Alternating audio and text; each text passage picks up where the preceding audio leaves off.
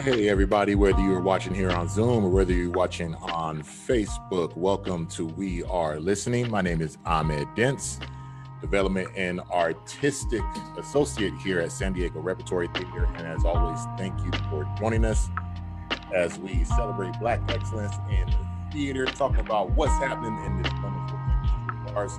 As you are coming into the room, if you're on Zoom, please make sure that you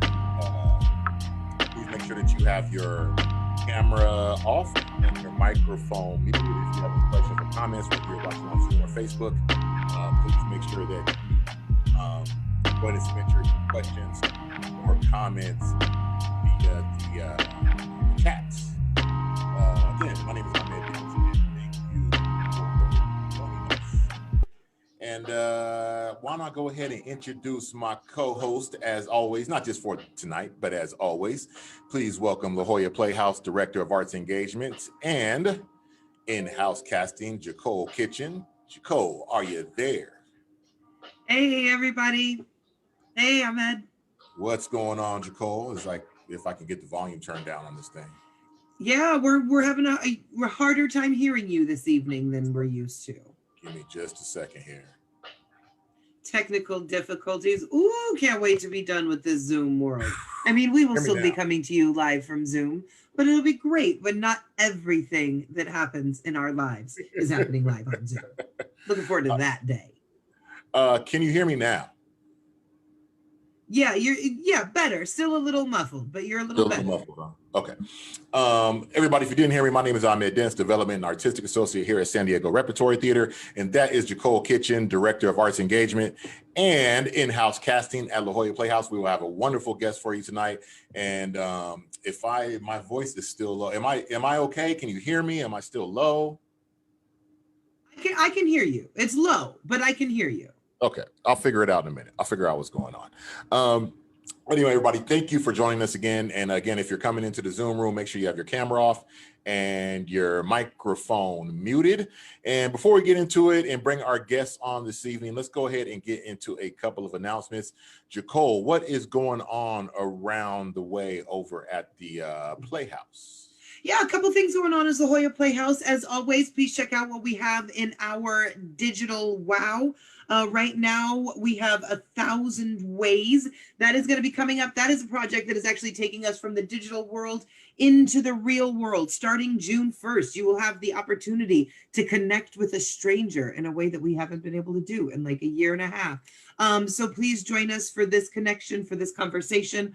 Also, playing live right now on our digital wow is Towards Belonging. Beautiful, beautiful dance and spoken word piece, plus a bonus love letter to San Diego by Anjanette Mariah Ramey and Gil Sotu.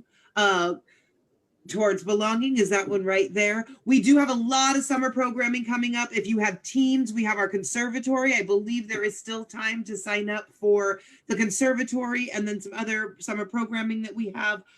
Starting very soon, you will be able to see Pick Me Last, what would have been our 2021 pop tour by Idris Goodwin, directed by Jacole Kitchen. It will be coming to you, not live, but streamed for free for educators, for students, for families. Really beautiful piece. Please go to the website right now. You can reserve your tickets. That just means you can reserve your link and we'll get it to you as soon as we have it available. There are also lots of job opportunities coming up at La Jolla Playhouse. Please, please, please check us out. Look in jobs coming up in philanthropy. There are a couple of opportunities in the newly formed Learning and Engagement Department. We're looking for an assistant. Would love to have some opportunities to bring up some BIPOC folk in this industry who are looking for a come up. That's what's going on at the Playhouse. I'm Matt. What's going on at the Rep?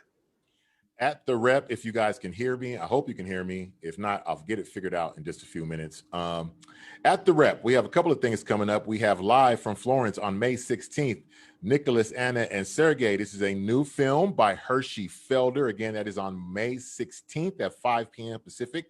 Make sure you get your tickets. And we also have another wonderful play that is streaming called The Catastrophist by Lauren Gunderson. It is based on the real life work of Dr. Nathan Wolfe. He is a real life virologist. This is an excellent, excellent show. It is streaming on June 15th through July 11th. Head on over to sdrep.org to get your tickets and more information about both of those performances. And also at the Rep, as Nicole was saying, lots of job opportunities coming up at the Rep as we get ready to open back up. Please head on over to sdrep.org to get more information about that. And also want to talk to you about what's going on at our other partner theater, and we are listening the Old Globe. Make sure you check out Hamlet on the Radio, of course, by William Shakespeare, directed by Barry Edelstein. It began on April 23rd. It will be broadcasting through June 27th on KPBS 89.5 FM. So head on over to the oldglobe.org, sdrep.org, and La Jolla Playhouse.org to get more information about all these shows and check out all the job opportunities coming up. Because theater's coming back, y'all. Theater is coming back. And somebody said this on there, a good friend of mine, actually, Kelundra Hackney, who works at Equity. She said this the other day. Broadway that is not the bar of theater coming back. Theater coming back is the bar of theater coming back. It's all of us. It's these regional theaters, these men on the ground. Yes, Broadway will survive. But you know what? It's about us right now. And we're coming back. I completely agree. So y'all make sure you check out what's going on. Look at all the shows. They're going to be coming back to you. And we hope to see you guys soon and some opening nights and some after show events and in the theater, of course. Let's go ahead and get into it tonight. We have a wonderful guest coming on tonight. This is our first ever theater critic on We Are Listening. So this is going to be a really interesting conversation, but she's not just a theater critic. She is a arts journalist based out of Atlanta. She is contributing editor for American Theater Magazine. If you don't read American Theater Magazine, I suggest that you do. It is like, you can figure out everything that's going on nationwide in theater by checking out American Theater Magazine. And she also reviews theater for Arts ATL. Please welcome to WAL, We Are Listening, Kelundra Smith. Kelundra, go ahead and join us in the room. She was there for a second. Wait. Hello. All right. It was just a sneak peek. That was just a quick peek. It was just a tease. How you doing, Kelundra? I'm doing well. Thank you so much for having me. Oh, thank you for joining us. We really appreciate it. Like we said, you're our first journalist and theater critic. So it's going to be really refreshing to get the view of the industry and what's going on, from your perspective, especially as we get ready to open back up. And like Nicole said, Broadway is not the only barometer of theater opening back up. Theater opening back up is the barometer of theater opening back up. So again, thank you so much for joining us tonight. We really appreciate it. As we always like to do, we always do our little introduction, but we always like our guests to give us a little background of themselves. So why don't you go ahead and share with us how you how you came up and got started in this theater biz to where you are now? That's a winding road. So I am a, arts journalist and storyteller. I always say that my mission is to connect people to cultural experiences and each other. And so I have been writing theater criticism and arts journalism for the past 10 years. I came to theater because I always say that's where they put the kids who talk too much in class. So I grew up in Atlanta, being pushed into school, Black History Month programs, President's Day programs, church programs, you name it. And that was how I first, got into theater and discovered theater. And along with that, English and language arts was always like my subject in school. It's what I love to do. It's kind of the first thing I was affirmed for being good at because I was chatty. And so I always had like the A's in grades and like the U's in conduct for running my mouth. So, so those two things have just been in my life, my whole life.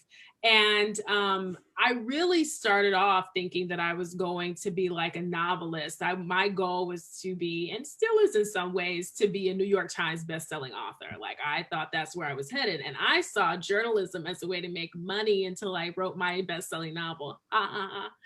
And so the way that, theater criticism came about was really, I was in college at the University of Georgia. I majored in magazine journalism and theater. And I was approaching my senior year and I didn't want to have to choose between theater, which I loved, and writing, which I loved. And so I literally went to Google and was like, arts journalism, master's degree programs, ? And I came up with University of Southern California, NYU, and Syracuse University. And so I applied to all of them. I ended up going to Syracuse, and that was the start of it. I mean, I, wrote my first story within my first month of being in grad school, and started off writing actually for Broadway World in upstate New York, and then evolved into writing for Arts ATL and American Theater, and and then the New York Times, and I mean, the list goes on and on. So it has been it feels like it's been a slow build, but in the grand scheme of years, I guess it's been kind of rapid. But that's the short version of how I got started. Did you know, just jumping right into it, like I had mentioned before we went on air, I joked that you're kind of a unicorn in this field, and, as a Black theater critic. And I had even mentioned to the artistic team at the Playhouse, an artistic meeting, I had mentioned that we were going to be talking to you on We Are Listening. And I was like, yeah, because we got the one Black theater critic. And I was like, well, I think that there's so-and-so in Chicago. And I think, what, there's so... And it was like, and then Chris Ashley actually went, stop. If we're actually having this conversation trying to get to 5, then yes, you're basically talking to the only one.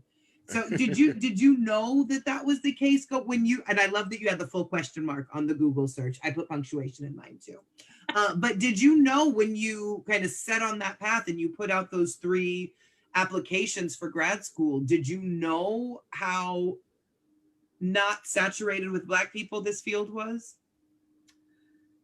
I don't know that was in my awareness. I figured, I'm sure it was to some extent, because my education experiences had been that there weren't a lot of people who look like me in my classes. When you go to J school, journalism school, everybody of color usually is in broadcast. Mm-hmm. Those of us who go the magazine and newspaper route are like few and far between.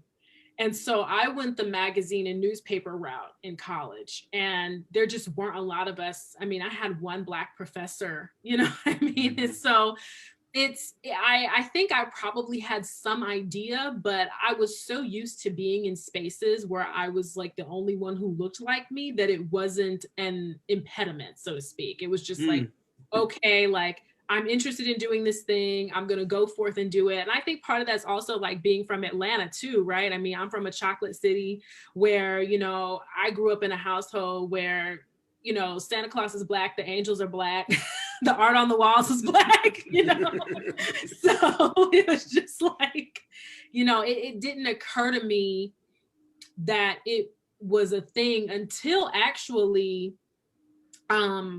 a couple of things. One is that when I used to review for the Atlanta Journal-Constitution, which is the daily newspaper in Atlanta, and I was like the first Black woman to kind of regularly review theater for them. And I reviewed for them for like 2015 to 2018. So on a freelance basis. And so just knowing that like from 2015 to 2018, that I was like the only one and like one of the first ones in their history was like kind of like a, oh, wow, kind of moment. And then the other thing was I joined the American Theater Critics Association in 2016. And I am still a member of that organization. I'm the co-chair of the EDI committee, and I also am on the executive committee.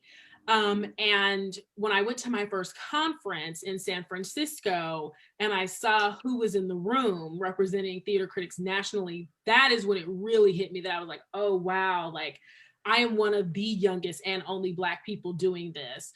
I will say I have to shout out in this long-winded answer, though, that I am not the only. There are like a dozen of us, right? So there are 12, Okay.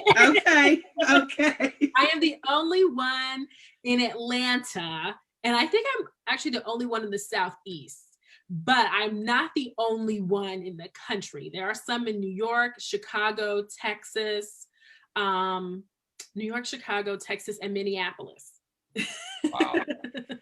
But even that, and okay, good. We're beyond 2 hands, so that's a good thing. But even you can still name them all. Still name the cities on one hand. I know every single person. I have all of their email addresses.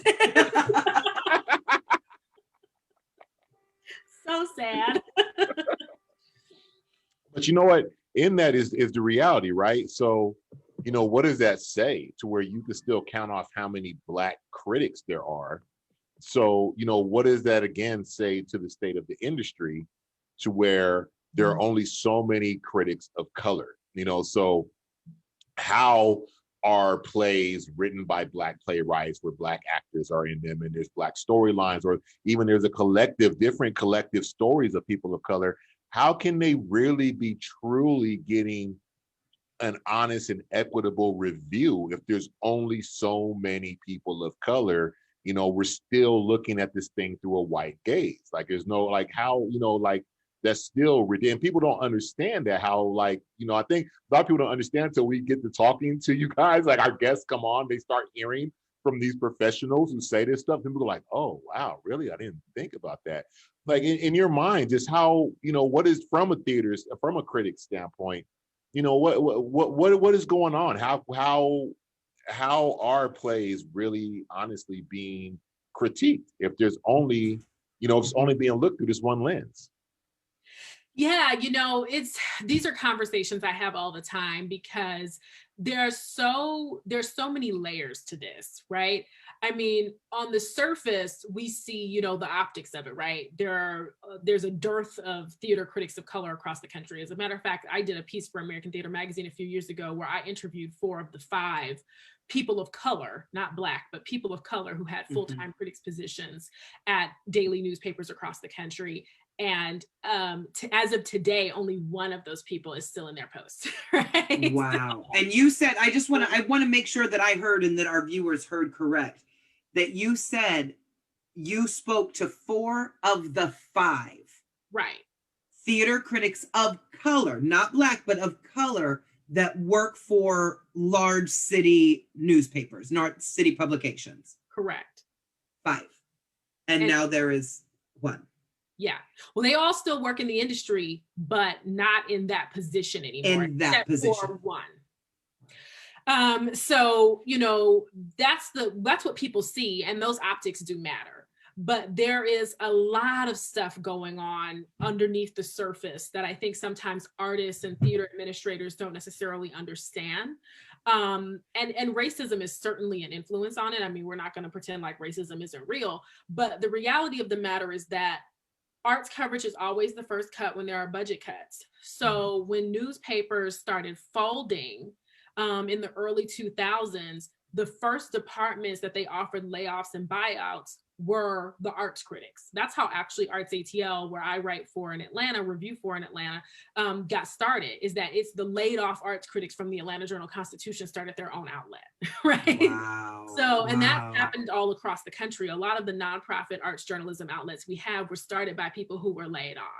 And so part of the reason why we don't necessarily have diversity in the field is because journalism isn't healthy. Right? So it's hard to have a healthy arts criticism, theater criticism piece of that pie when like the whole thing is not in a good space. So that's one piece of it. The other piece of it is that we have to be very real, and this is where like race and gender and age and ethnicity and all of these things come in. We have to be really real about who our theater subscription base is, who we have told ourselves they will consider an expert. Right? And so who do we regard as experts on an art form, especially an art form who many people view as a European art form, even though we know that theater is not a European art form, many people view it as one. And so who do we view as experts on that? And so that also is a barrier. And then the other thing is theater publicists are gatekeepers. So who they choose to allow in to review, who they choose to offer press tickets to, is a huge determining factor in whose writing gets published about the work that's happening on stages. And so if you want more diverse critics in your town, you also, in addition to the field needing to be healthier and us needing to have a better pipeline of possibility for people of color to come into it, we need mentorship and for people to know it's even an option, right? In addition to that, we also need theater publicists to unlock the gates because part of what I have done and what my team has done on the EDI committee of ATCA is we have had to fight to get women and people of color in particular press tickets so that they can review. You would be surprised how we still have to say, you know, you can't let this guy in who has less experience than this woman just because he's white and you can pronounce his name to review this show, and not, you know, this person who has more experience and is more knowledgeable about the field. So those are still some of the, you know, battles that we're fighting. And one of the things that I want to add to for clarification, because, you know, a lot of times just in the regional theater world, you know, we'll hear the word publicist and think, oh, that's something that's bigger than our theaters. And so I want to go to just even marketing departments, because yes, at La Jolla Playhouse, it's the director of PR, who would be the publicist. So who is that marketing person? Because it's such an interesting thing. I never thought about it like that, Kelundra, of who determines who the expert is, but 100% we are, because again, La Jolla Playhouse, these opening night tickets, precious commodity. This is going to Broadway, y'all. Who's getting in? And so how we are determining who gets those press tickets, and all of the things that you're saying as far as having the representation, and honestly, and it sucks that it comes down to this, but having the validation, somebody to go, no, that is a valid publication. That is a publication that person is somebody that is an expert in their field and is going to be reaching a certain number of constituents. But you go, oh no, because whoever at whatever level has never heard of this publication, or, you know, it's not Ben Brantley, it's not Charles McNulty, so I gotta say for those, for what? But because somebody needs to come in there and validate and say, no, make space. But yeah, who is determining the expert? You just blew my mind on that one. No, it absolutely happens. I mean, I will say that I even remember when Hamilton tour the first time came to Atlanta, I had put in a request for press tickets, and that was a hot commodity ticket to get, of course. But, you know, I put in a request for press tickets and I was denied, but nobody else was. And I literally went on Twitter, and I never go on Twitter rants because you know, I really don't. It's like, why speak into the void, you know? Like, I never go on Twitter rants, but I really went on a Twitter rant. I was like, I cannot believe this. You know, how are you going to be a play that talks about, you know, a musical that talks about boasting, you know, diversity and all this stuff, and then I can't get tickets? And then what happened is, like, some other actors and actresses who, because the film industry is big in Atlanta, I not only worked in theater, but also had, you know, developed a reputation of working in television, were retweeting it and tagging Lin-Manuel Miranda and all of these things. And ultimately, the press manager for Hamilton ended up calling me and being like, oh my gosh, you know, when can we get you in? But the fact that, like, it took a Twitter, like, it took like Atlanta actor Twitter tag Lin-Manuel Miranda and move the needle is just ridiculous, you know? So it's one of those things where we face it from all sides. But I also want to address something you said about, you know, validation and all of that. And for me, when I'm looking at up and coming critics and even established folks, I'm not even looking at, have I heard of your publication before, right? I think the whole, like, how many views do you get? How many clicks do you get on your blog or on your website or your newspaper magazine? That to me is such a dead model. When it comes to criticism and reviewing, is the writing good, right? Did they capture what was happening on stage? Because often for artists of color, the critic is your documentarian, right? Because theater is ephemeral. When you strike that set, it's done. I mean, we even learned during the pandemic that, you know, so many theaters can't afford to even archive their work, right? Which is why they weren't able to show things and put them up and, like, charge a fee, like a local Playhouse can do, right? And some theaters can't even afford to record it because that's an extra fee, right? And so, I think that the criticism is often the documentation that the thing happened, especially for fringe theater and for artists of color. And so I'm more interested in, is this person giving a good historical record than how many clicks are on their website? It's funny, and it's funny, Nicole, that you brought that up because, all the times I was working in the box office, and I would have to be the one that was reserving the seats and getting the list from fund development and getting the list from marketing as far as who was going to be coming in on opening night. And it always seemed to occur that it seemed like sometimes there's a little bit of a popularity contest more than actually bringing in someone who was going to really give a critical look at the play. It became more of like, well, you got to have this person be there on opening night. That person has to be there. You know what I mean? Like that became, kind of the of what it was. It became more of this kind of popularity contest. And for me, I'm wondering how much of a disservice does that do for the critic? Like how much of a disservice does that do for the whole thing? Because then sometimes you'll read columns and it'll be like, okay, but I don't even know what you thought about the play. Like exactly what you're saying. Like, I don't even know what you really think about the play. I don't know what you thought about the nuts and bolts of the play. You know what I mean?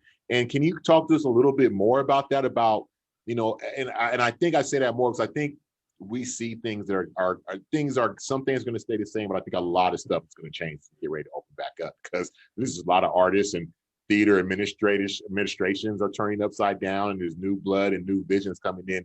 So I just think there's been a lot of stuff that's been part of status quo that's just not going to fly moving forward. Can you talk to us a little bit about maybe what you see in a lot of writings about plays that is missing when it comes to really judging the writing, the directing of the play, those nuts and bolts things that we really need to know about?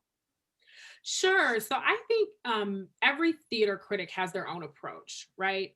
So I can only talk about my approach. So for me, people always say, what are you looking for? And I give this terrible answer, but it's the only one I have, which is I'm looking for a concept well executed. And so, it's a great answer. That's a great answer. When I say concept, though, I'm not talking about like you're giving me a steampunk version of, Midsummer Night's Dream. Sure. I'm talking about like, do these pieces fit together? Right. Or if there are pieces missing, like, does it seem purposeful or does it seem like an accident? Right. I'm looking for a concept well executed. What I think, and then I take a different approach with new work than I do with established work, right? So I'm not going to go into A Raisin in the Sun and be writing about whether Lorraine Hansberry has written a good play, right? Like, time has told the truth about that, right? I just write the review of that. So what I may be looking at in A Raisin in the Sun is like, how is it speaking to our current social and political and economic context? I may be looking at this particular theater's production, right? Like, are the actors, performing these characters in a way that like resonates and rings true? How's the set? How are the costumes? Is it within period? Did they have some sort of concept and take it out? Is the directing good? That sort of thing. Like, I'm looking at the specific execution of that production as well as perhaps some social context.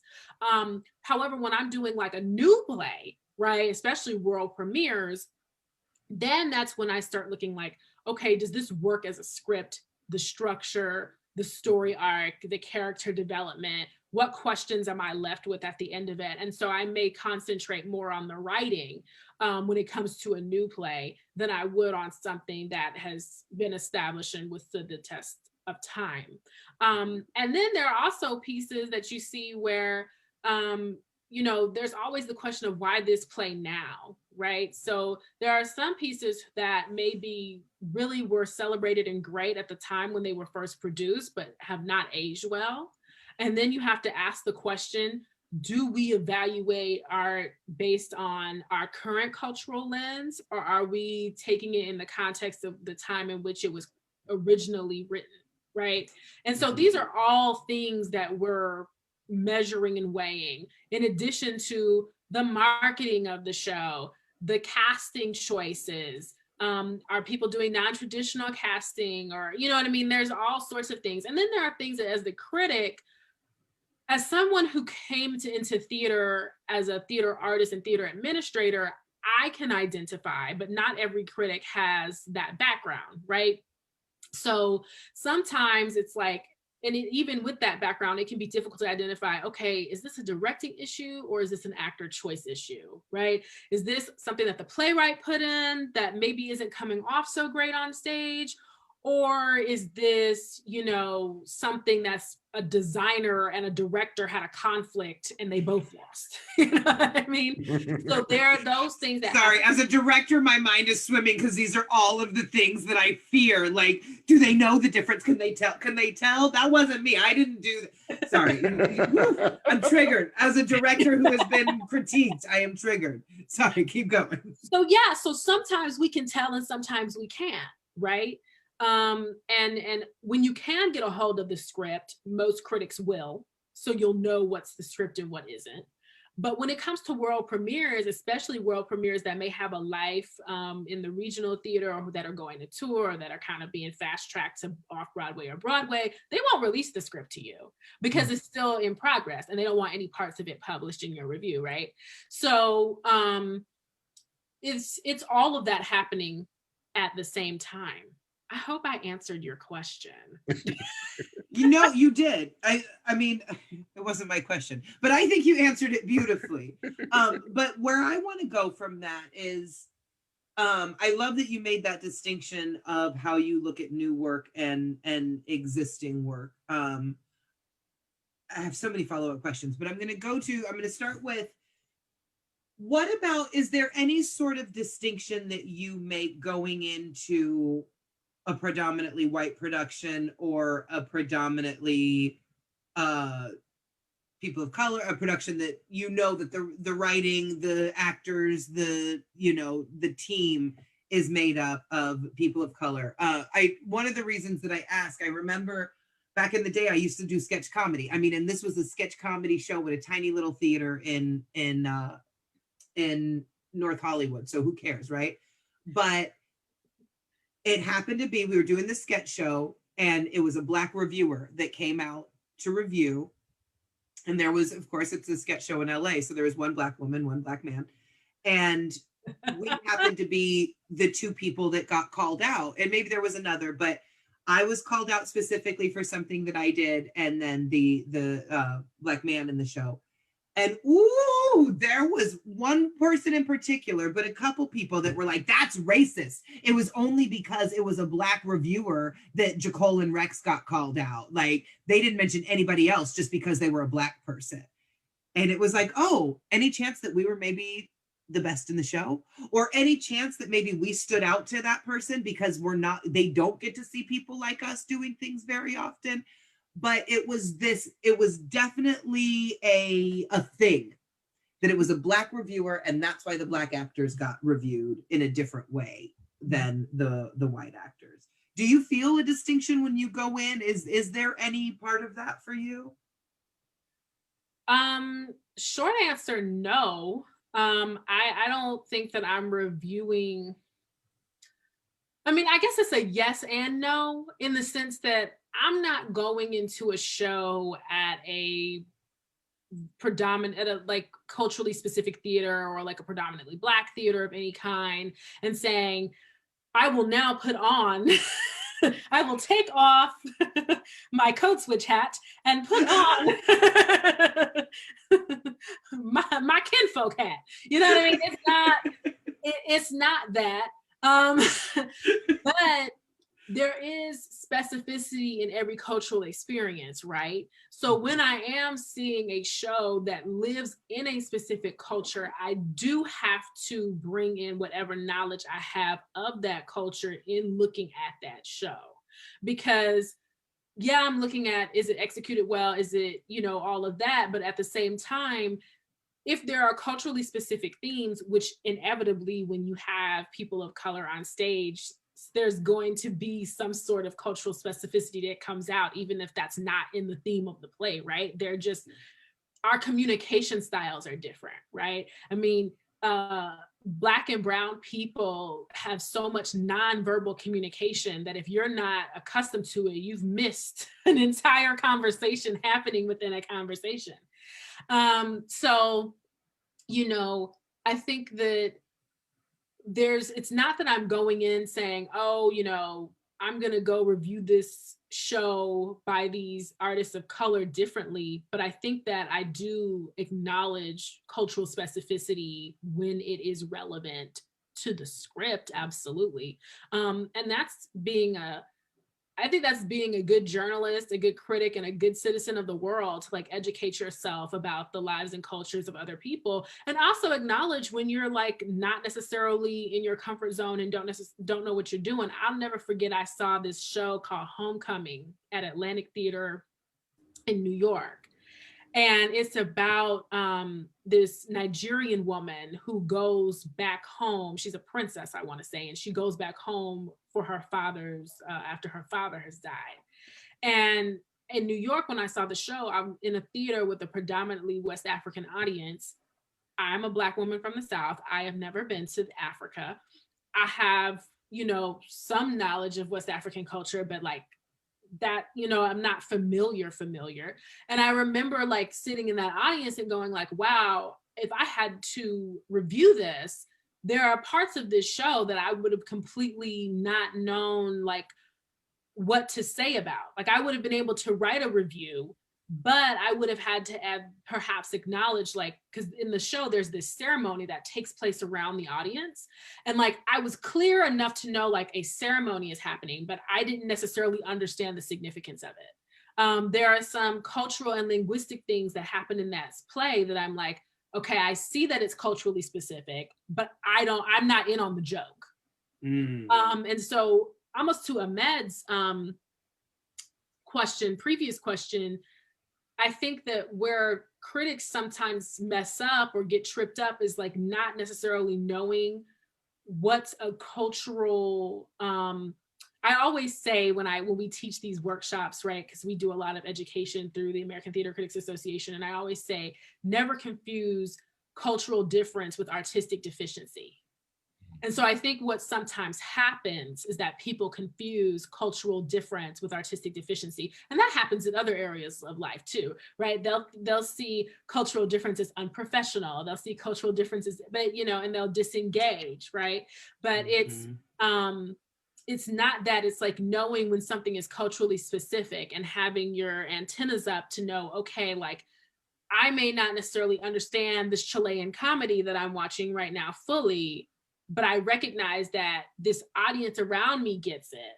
So there's something here that maybe is not specific to me, that's specific to them, that's resonating. I want to ask you something very pertinent that we're all going through as we get ready to, as things are ramping back up for us all to open. You had wrote an article back in March, if a theater company does it, is it theater? And I had Jonathan Ricori and Keith Joseph Atkins on, and we were talking about getting back into doing live shows, and Keith he kind of doesn't want to continue with virtual productions at all. He just wants to get back totally to live, but we know that this part of this virtual thing is going to be a part of what we do going forward. How's it been for you during this time and having to look at, virtual plays? Like we've all we all had to get used to, like, I think when this whole thing began, we were all like, oh, these Zoom readings are weird. Like, we were just like, it's weird trying to watch a play on Zoom, What has it been for you in watching how theater companies have had to adapt through the pandemic, and what did you have to do in your mind, and kind of, how did your critical eye change in looking at theater in this paradigm that we've been in? That's such a good question. To be honest, I have not reviewed much during this time period because, frankly, I just don't know that it's fair for me to review as the theaters are still trying to figure it out. Because no one has like mastered this yet, right? Everybody's experimenting. And so I think I've maybe reviewed like 2 or 3 shows over the last year, to where I would review like, 3 shows at least a month, prior to where, I may have done that many in the last year. And I think that artists need that space to navigate and figure out what it is, just as we as critics need the space to figure out, okay, like, what is quote unquote good virtual theater, right? Like, what is that? We don't know. I still don't know. Some of it's less painful.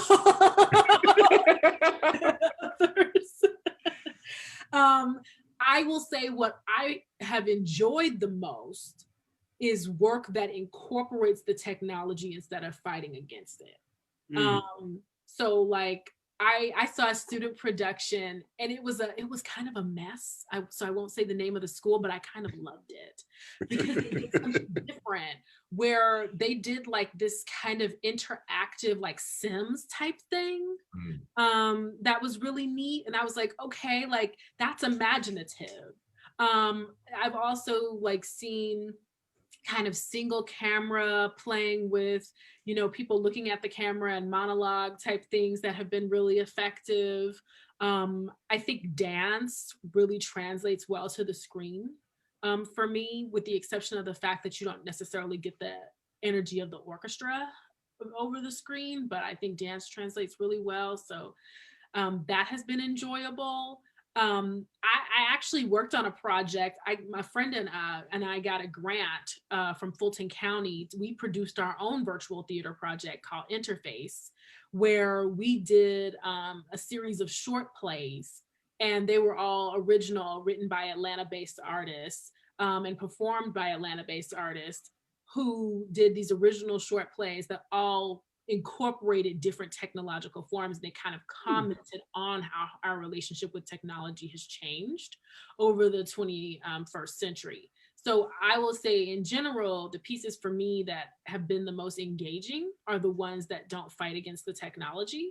However, I would never encourage a theater to stop doing the virtual theater, because I think theaters have had the opportunity to reach more audiences. If I learned anything from the virtual theater, it was that how cost prohibitive.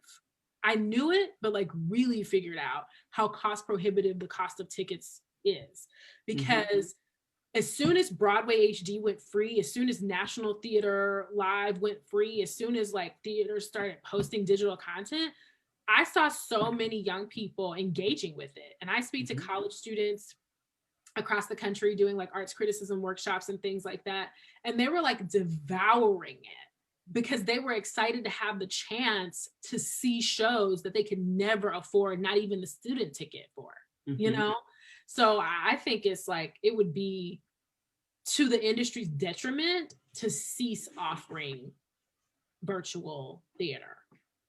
I agree completely. Like, even our, digital wow stuff, any of the digital programming that we've done, the stuff we did with Culture Class, Totally Fake Latino News, we had people in every South American country tuning in to see that, or even hell, Hamilton. People were like, oh, I'll pay $20 for Disney Plus to get to see Hamilton. It does, even with the pop tour, the TYA show that the Playhouse does every year. We reach about 20,000 students around San Diego County with it, but because we couldn't go into schools and we're forced to stream it, we're going to be able to reach students all over the country. And a lot of times this is young people's very first touch point with theater. And even though it's filmed, this is obviously a filmed piece of theater. And so the reach that we're going to be able to have, and me and my co-director definitely have varying thoughts on whether or not we should continue the pop tour digitally, but just the reach, the way that we are able to reach people that now maybe have an understanding of theater that never got to experience it live or didn't really understand or think it was there for them. And now we have, like you said, broken down that barrier. The access point is just a lot more present for them, or a lot more in the forefront. Right. One of the things that I want to ask you, we talked about the fact that you work for, you're a journalist for American Theater Magazine. And it is absolutely one of, if not the top publication for what's going on in American theater, thus American Theater Magazine.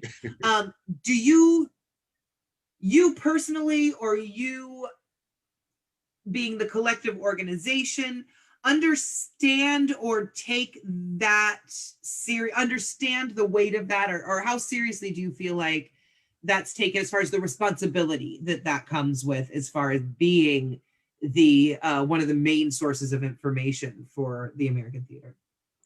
So I want to clarify, I'm a contributing editor freelance, right? So I don't full freelancing theater criticism and all that. That's not how I pay my bills, right? So I work in higher education. So we got to hear more about that. I'm like, why are we just now hearing about that? We're almost out of time. I try to be very clear about that, because when we talked about this earlier, for a lot of people, the barrier to entry to theater criticism and arts journalism is the same way it is to the arts, right? It's like, who can make money at it? So like, my freelance income allows me to like take great vacations, but like, it does not pay my bills. So I work at Emory University in Atlanta on the communications staff there, writing articles for the magazine. So I use my journalism skills that way during the day. But oh, that's phenomenal. We do want to hear more about that, but let's talk. Let's get this one first. But with American theater, I do believe that I have seen, because I started writing for American theater, I think in 2015 as a freelancer, and then I became a contributing editor this year. And I will say I have seen I think American theater has always taken their position as like the authority, so to speak, in the industry very seriously. I have seen them make more strides when it comes to equity, diversity, and inclusion in the coverage in every way over the last, I would say, 2 years than I saw in the years prior. And I think that has come from a lot of people, not just theater artists pushing, but also journalists pushing. I think when Deep Tram was on staff there, she was able to push a lot of things. I think me being in the South and able to push for regional and cultural diversity has really helped. I think the fact that J.R. Pierce is on staff and he's not based out of New York also helps. So I'm seeing more of a push for not necessarily just covering all the same old usual suspects, but there's definitely more progress that needs to be made. That's phenomenal. Oh man, I had a question in my head and it just disappeared. That's when you know you earned your gray hair, when you can't remember what you were going to ask 30 seconds. Well, no, okay. Well, all right. I'm gonna jump in then. Because just kind of talking about that, that shift, and there are these shifts that are happening, and even you talking about the story with Hamilton, and yes, it does suck the fact that it had to get to that point that Atlanta Twitter had to get on, but it just goes to show the power of the people right now. And whereas artists, there is still a common misconception that artists don't have power because of all of the different gatekeepers and whatnot, but there is so much power. And I think that speaks to it.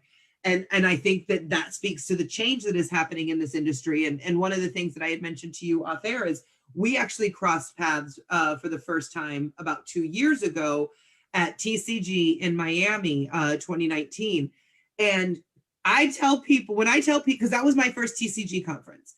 And when I tell people that no TCG conferences, that I went 3 days without being in a room with white people, they're like, no, that's not TCG. I'm like, no, there was so much space. Like, it was so many spaces for people of color. It was so many spaces for Black people. It was, and not just even pre-conference shit. It was just like, no, these are the spaces. and it was beautiful. And I one of my favorite things that I still have is this picture of there was an intergenerational leaders of color meeting that happened, and there were so many of us that we were like, damn, we got to take a picture, y'all, like, because they're just all of us being in this room. But again, I say that like that's my TCG experience, and it was amazing. Like I was so uplifted that weekend, being a Black artist in theater, being a Black woman in theater, being a biracial woman in theater. And people talk about, oh, that's not TCG. Like 3 years ago, that wasn't TCG. 5 years ago, that wasn't TCG. So again, I feel like this speaks to the change, and I don't know what the question in there is, but I guess, do you see it too? Do you feel, how did you feel at TCG? It was one of my favorite experiences, but like just that change, do you feel that happening? Ooh, this is dicey. So for me, so my first TCG conference was actually San Diego. I worked in arts administration for a little while. I worked at Syracuse Stage as the PR manager, and I worked at Horizon Theater as the marketing manager, and I did some freelance work for like the Alliance and the Rialto. So I did a little bit of that before going kind of fully into writing, because writing is like my true love. And also arts administration for me was just not a healthy work environment in any way, shape, or form, because what I recognized very early on was that the investment will always go into what you see on stage rather than into the people who make it happen, and that never jived well with me. And so to that end, when it comes to TCG conferences, I think that there have been enormous efforts made when it comes to having affinity spaces. I remember San Diego was actually one of the first conferences that they had affinity spaces, and seeing the evolution of those affinity spaces from San Diego to Miami was really amazing. And I loved seeing how many different affinity spaces there were, how much just room and conversation, and it was joyous. I will say that it was like joyous and like overwhelming at the same time, to be able to have that experience. What I would love to see and have more of, though, is that I think that sometimes those spaces can, and we need room for this, but sometimes those spaces can kind of become like trauma story sharing bubbles. And I think it's so tricky, because it's like we need space for that, right? But we also need space for folks who are really like, okay, how can we collaborate? How can we strategize? How can we bounce ideas? And those are not the same space. Yes. Yes. And both sets of spaces need to not be in the presence of white people. So how do we create that? I think that is the next frontier. Having the healing spaces and the strategic spaces. You know, it's so funny that you say that, because, you know, this platform right now is directly result of We See White American Theater and the murder of George Floyd. It's the direct result of that. Our artistic director just figured he needed to create some type of space where he wanted to hear what Black people are thinking.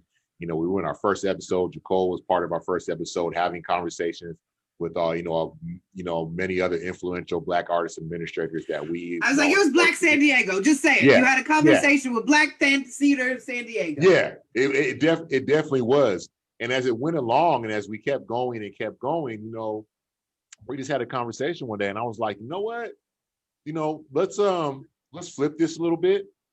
Let's flip this into a celebration of what we do, and a building up of what we do, and how we can work to fix these problems. You know, we get kind of it was just a little tweak. Let's just change this a little bit more into focus into what we do.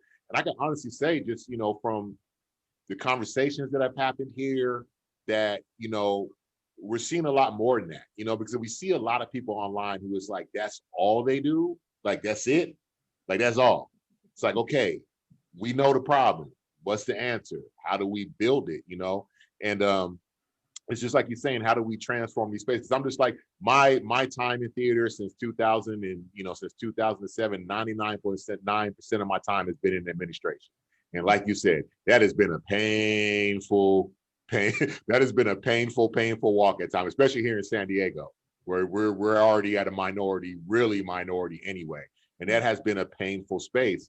But I can say, as a result of this and the time, the relationships we built, coming up, I'm going to be taking another position here at the theater that is built upon reaching out and building community and building and bringing more people of color into the space on all levels, bringing more paid ushers of color into the house, bringing more administrators in here of color, bringing other organizations to collaborate.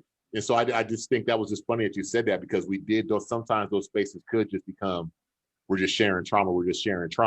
But it's like, no, but how do we build this thing up? How do we collaborate? How do we take the tools that we have and build this thing up and push this forward? So that's just struggling that you said that, because that's the tone that we've been on, for a minute, and moving forward this as we get ready to open back up. So I think it's going to be it's just going to be really important as we get back to doing this thing, that people understand, like, look, this is not a game. Like, there are lives, and there are a lot of people who have put just sweat equity into this industry.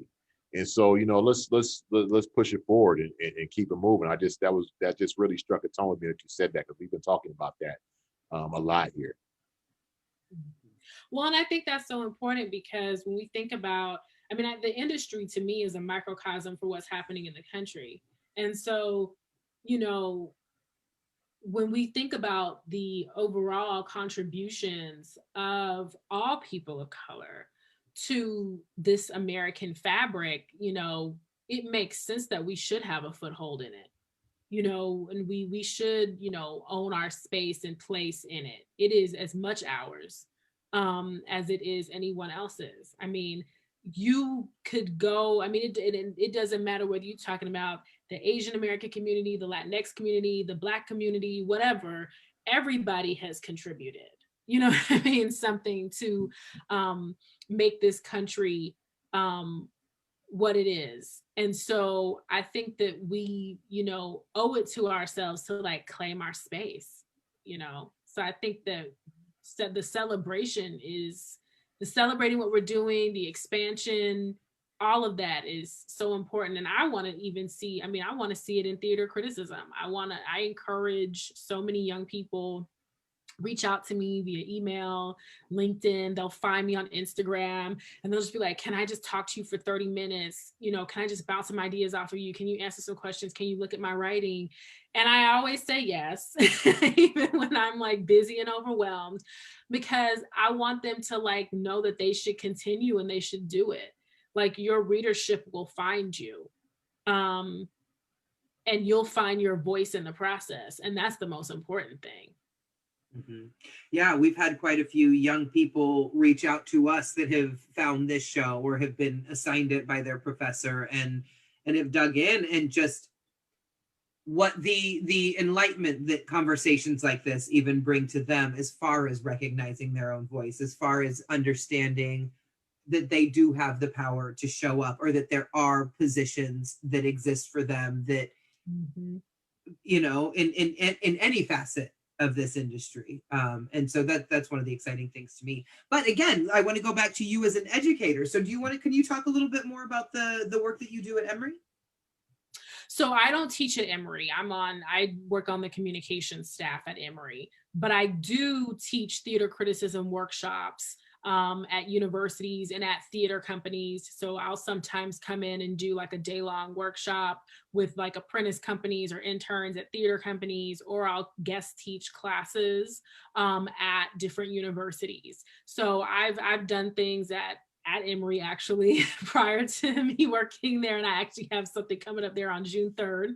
But I've also done it at Broadway Con. I've done University of North Carolina. I've done it's a long list of places that I've gone and done workshops. So call me, people. Have a workshop.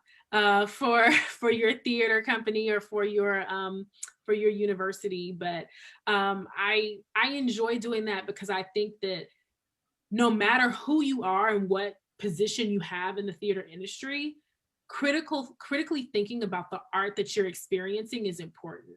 And so one of the things that I love, especially when I talk to students, that they tell me is like, you know, you made me realize that like I didn't have the language to talk about the art form I'm even creating. Like I don't even have words to describe theater. Cause like one of the activities I'll do with them is I'll just have them like, how would you describe light? How would you describe sound? How would you describe, you know, motion on stage without using words like interesting and intriguing and captivating, which are like very broad and vague and mean nothing.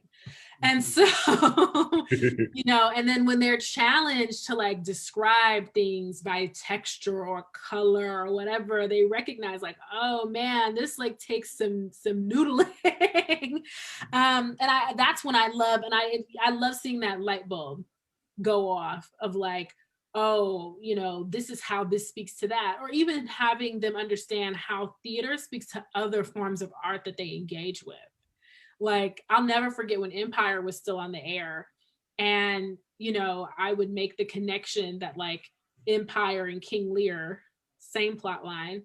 And then, you know, with Kehinde Wiley's artwork was frequently on the walls on the set of Empire, and he did the Obama portrait, and like kind of having them connect those dots in the pop culture that they engage with, of like, when you're seeing this, you're seeing something influenced by theater. Okay, what does it mean that this artist's work is on the walls? What are the subliminal messages that are being fed to you that you're just taking in and you don't even realize it?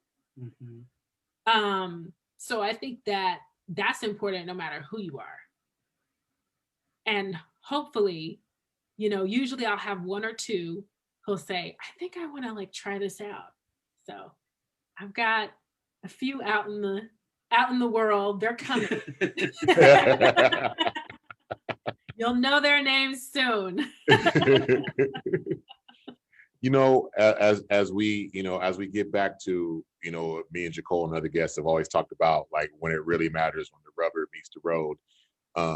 You know, we started off this thing as always saying like, you know, all the giant performative, or the giant statements were made by theater companies, corporations, to how things were going to change going forward, you know, and you know, a lot of people are starting to realize that change that they said they were going to do required a lot more work than they thought it was going to be.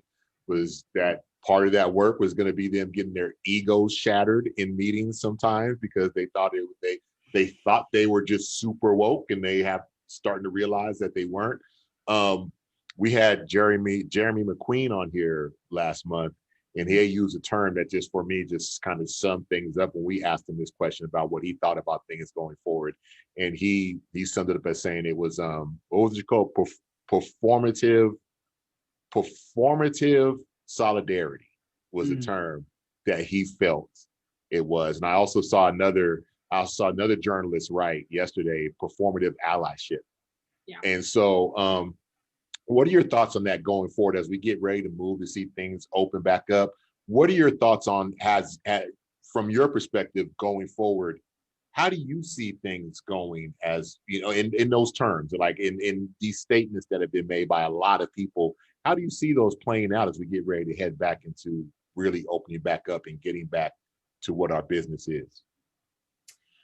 I don't think we need to get back to what our business is. I think the business needs to be completely reimagined. Right. Right. And unfortunately, people are certainly calling out what I also see happening, which is, you know, it's the performative allyship and the performative solidarity. Those are such accurate terms, because you see theaters saying like, oh, you know, we believe that, you know, stop Asian American and Pacific Islander hate, Black Lives Matter, you know, get the kids out of cages, you know, all those, you know, getting behind all the hashtags, right? But how are you living it? right? Like how are you making a positive impact, positive difference in the communities that you claim to care about, right? If you are an ally, I mean, it's not that you should be ticking off a list in your mind, but like if you are a true ally, it is in everything that you do, right? And so it's more than just like a 30-page document that some anonymous people put together for you to check off a list and say, all right, we got, you know, a queer playwright, we got a trans playwright, we got a Black playwright, got it. Okay, we're gonna do this non-traditional casting over here. Okay. Then we're gonna advertise in the like last Black newspaper, check. It's not that. You do have to bring consciousness to diversity, especially when you're just now getting consciousness of the ways in which your institution has participated in the subjugation of communities of color, right? So you have to be consciously engaging in these things, but the consciousness can't just be performative. Like at some point it has to start to sink in. And I think the sinking in is gonna take some time. And what I'm concerned about that I'm seeing is like, theaters are defaulting to some of the same old faithfuls, right? Like we're getting, you know, flooded with season announcements with like Godspell and the importance of being earnest and like A Midsummer Night's Oklahoma. Right. And all of these things. And it's like they're making decisions in their mind for their budgets, right? They're like, this will be a guaranteed hit and we'll give a couple of people of color a role in it and we will have done our duty. And that's not it. To me, allyship looks like taking a chance on me, even when it can negatively affect your bottom line.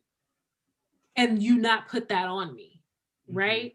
Because and also what, you know, it was so funny. I was talking to Lauren Turner and she talked about how with No Dream Deferred in NOLA, that your budget, and this is so true, your budget is your moral document, right? So how you spend your money shows what you value. And I think that a lot of the time for predominantly white institutions and even for white people, they don't necessarily have the recognition that like the resources that they have that they view as like scarce or not enough or just enough are like more they're like excess, right? Because of the way in which they were acquired, right? Yeah. And so to me, allyship looks like, how are you sharing resources? What are you willing to give back? It's not give up, it's give back.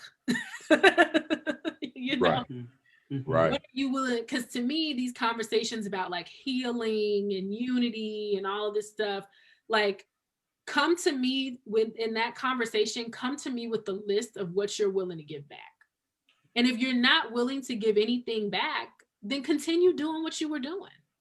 Like, you know, continue in your brokenness. Like, you know, Liz Gilbert, who wrote the book Big Magic, which I think all creatives should read, has this line in there that says, the more you defend your weaknesses, the more you get to keep them. And so for me, a lot of these solidarity statements that somebody so wonderfully called performative solidarity, performative allyship are like, there's an undercurrent in them of weakness defense. Like, we're trying, don't punch us too hard, don't be too tough, you know, shield our feelings. And it's just like, you either gonna be anti-racist or not. That's your simple choice. Well, and it's funny, even the hearing you say that, the taking resources for granted, because even when you were talking earlier about theaters not being, you know, that the reason that theaters don't have archives of their work is because they can't afford it. And I went, oh, in my head, I was like, no, it's equity that says that you can't. And then I went, oh no, it's equity says that we can't broadcast it. We have archives of everything, and we hired 3 camera shoots to do it, and you know, and stopped everything and had a day that this is where we're going to do the B-roll capture, and we take that for we take that for granted, that is something that, you know, we are able to do because resources have been provided, and that is not something that every theater has. So how do we use that responsibility? No, it's like, what does it cost you really to like that theater in your community down the street that's just as vital as yours, but maybe smaller and doesn't have the access to resources as you do? Like, float them a couple $100 to hire a production photographer, like, or a videography team. Like, what does that's allyship, right? Ask them what they want. That's allyship. You know what I mean? Yeah. Ask me what's reparative to me, as opposed to telling me what you're going to do. Ask me what I want from you, if I want anything from you at all. Like, that's the other thing. Yeah. Yes. About those statements, to me, it's like the assumption that people wanted something from you at all. Like, and it's so funny how you talk about when you can look at the budget sheet and see, you know, what that company's, you know, moral compass was or what their conscience was, because you can sit there and someone could say, well, we don't know if we can take a chance on funding that because we don't know what the return is going to be. Do you know what I watched you lose money on for the last 10 years? And you lost money on it in year 9, and then you lost money on it again in year 8, and in year 7 you lost again. And then when they came around 3 years later, you bought them back and you kept losing money. Don't tell me what you're not going to take a chance on. I keep watching you lose money on the same loser. You know what I mean? And like you said, that speaks. It's like, yeah, you're more than willing to lose money. You're more than you've shown. You're more than willing to lose money on a thing that you know is not going to make you money. Take a chance on this. Give a bone to this, because quit telling me you can't afford it, because I watch what you can't afford to lose. And like you said, what you make a decision to lose money on because it's this, or because it's this relationship, or because it's this person, or it's gonna do this. Yeah, no, let me stop right there. You're absolutely right, though. I mean, it's like the biggest thing. It's the biggest joke to me, because like the reality of the matter is that most theaters operate in the red, not the black. So it's like, you're literally telling me that you can't afford to lose money when all you do is lose money. When the model is built on losing money. Like, your Form 990 clearly shows negative. Well, but this is all a testament to, and this gets into a much greater conversation, but the fact that that's why a lot of theaters are willing to throw money into communities of color, artists of color, people of color for their arts engagement, because there's no equity goals attached to those. I always say that I got to learn how to be a producer in a very like lo-fi environment, because I do arts engagement, and I'm not going to say nobody cares about what I do, but nobody cares about the bottom line to what I do, because I have a bucket. Here's this bucket to spend. We expect no financial return on that investment. Obviously, there's different returns that we look for in arts engagement, but we're willing to put money into POCs and into communities of color, because we're not worried about the return on the investment. That's just here's some money, community. Here's the thing we think we want, the thing we think you want. Versus when it's a subscription show, like Ahmed is saying, oh, I don't know if we can take a chance on that playwright because it's not tried and true yet. I don't know if we can bring that director in. I don't know their work. I've never seen their work. Well, no, you've never seen their work. They've been working all over the Midwest and have an amazing track record, but you haven't left San Diego, or you only go to New York and LA to see people. So no, you don't know their work. How about take a chance? But they're not willing to, because there's a bottom line attached to it. And then there's this fear, exactly what you're saying. Your moral compass. I love that you said, oh, you were dropping just knowledge. Because your moral compass is 100% attached to your budget and what you're willing to. Well, but it's also the assumption that art created by artists of color won't make money. And that's a lie too. Like, most of the time when predominantly white institutions take a risk on producing work by artists of color, it yields.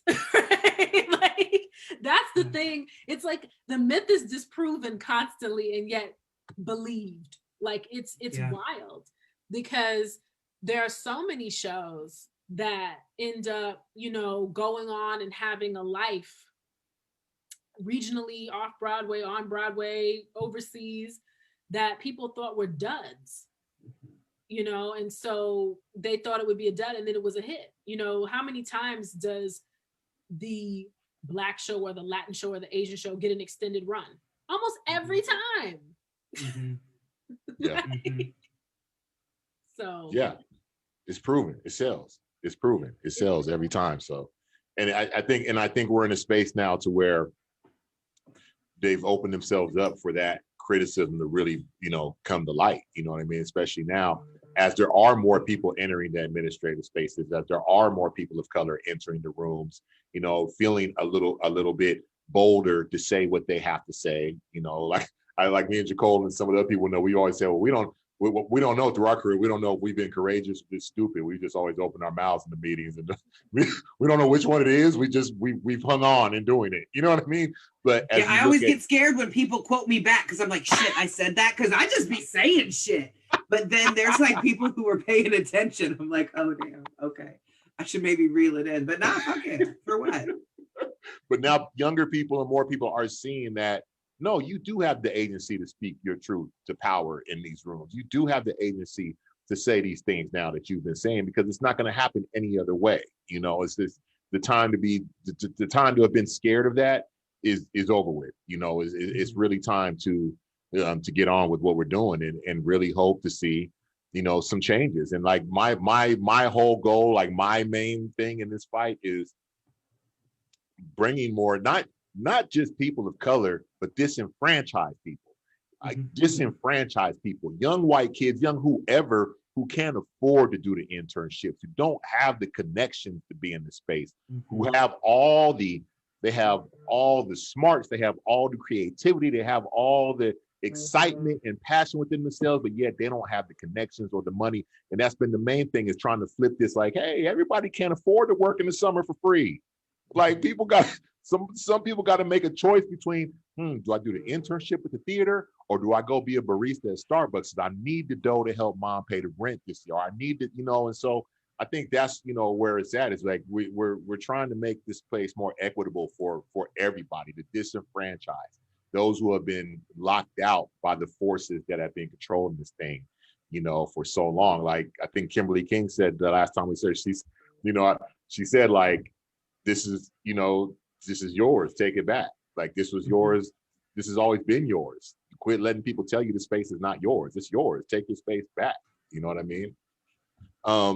Kelundra, we know where you're in Atlanta, so you're a couple hours ahead of us. So I know it's like, what, almost about 9 o'clock for you. Oh 10. no, she's 3 hours ahead of us. 10, that's all right. 10. We need to wrap up. Hold on. I know we need to wrap up. We got a minute and a half. But I want to ask you, you talked earlier, Kelundra, about shows that have not aged well. As a theater critic and as a theater critic of color, is there a show that you're like, please just don't do it anymore? It has not aged well. It does not hold up. Is there a show that you just wish you would never have to see again? There are shows that I wish I would never have to see.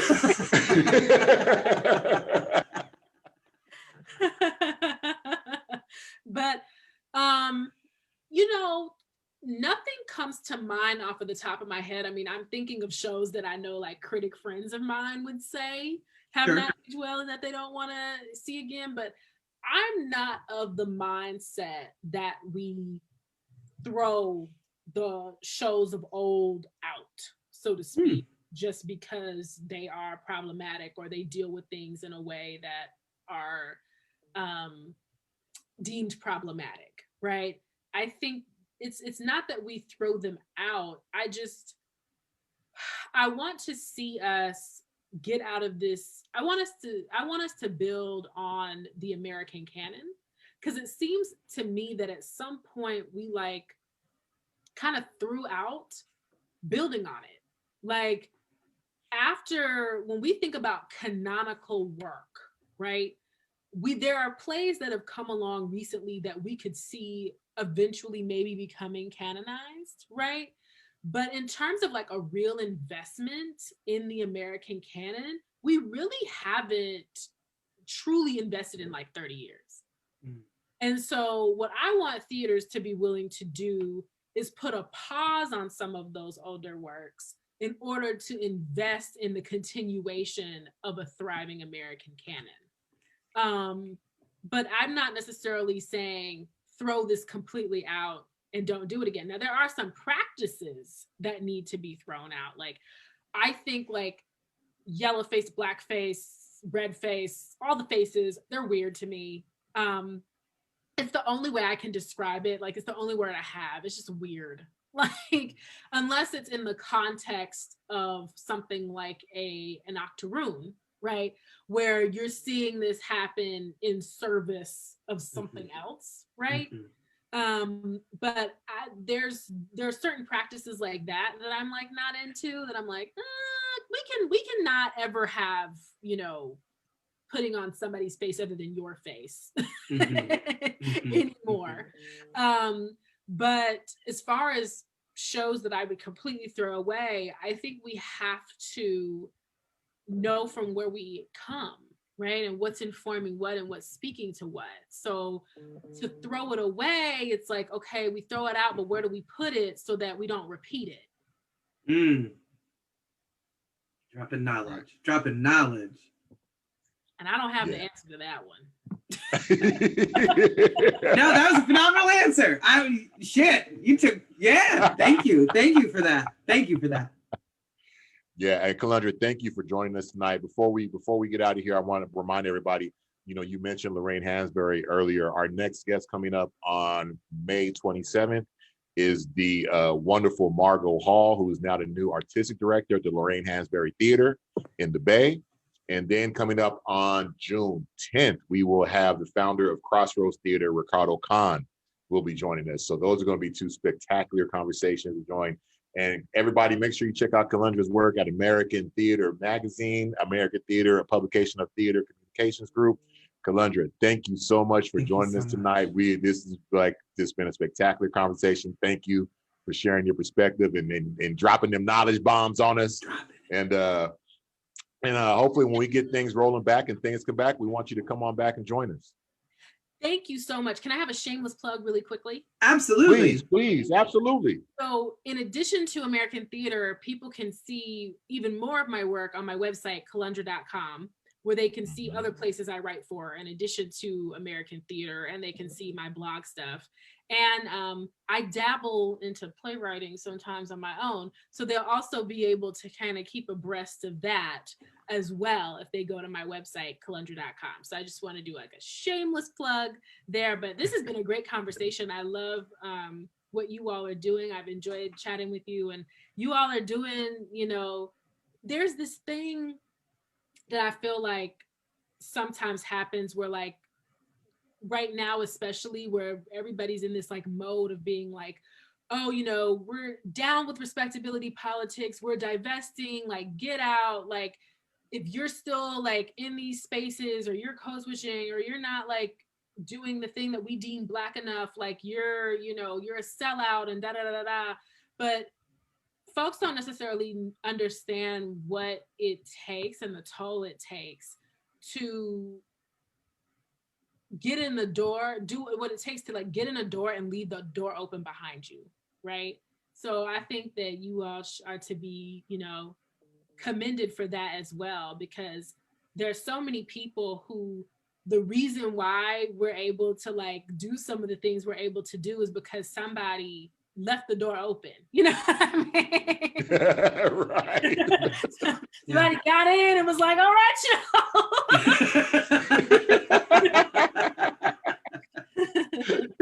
Yes. So you can practice. Well, again, thank you. And What's somebody that? else's, you know, and then build your own without having to spend your money, spend their money. And then, you know, when you got it down, build your own. Yes. Sorry, I'm like Jada, that part. OPM, other people's money. Other people's money. That part. Hey, anybody, if you have missed any part of this conversation, don't worry. You can catch it on replay on the La Jolla Playhouse YouTube page, San Diego Rep YouTube page, on the Old Globe YouTube page. It's also, you can check out all these episodes. I'm a couple of episodes behind. I will catch up before the weekend's over. You can also catch these on podcast form at San Diego Repertory Theater's SoundCloud page, or on Spotify. Just search We Are Listening or San Diego Rep on Spotify, and you can listen to this and all the other conversations that we have. And yeah, check them out. Spread the word, share them with your friends. Let them know that we're just trying to speak truth to power, and we're trying to speak truth to ourselves. That's what we're doing here. Kelundra, again, thank you so much for joining us. And I'm going to be reaching out to you because we need some workshops up around this spot here. So I'm going to be reaching out to you for that to happen as well. God bless the San Diego Critics Circle, but they definitely could use some diversity. Cole, thank you again for joining me tonight, for doing this thing and making it happen. And Kelundra, again, thank you very much. And all of you, thank you for listening. And we'll catch you in 2 weeks on We're Listening. Everybody have a good night and have a great weekend. Bye. Thanks for listening.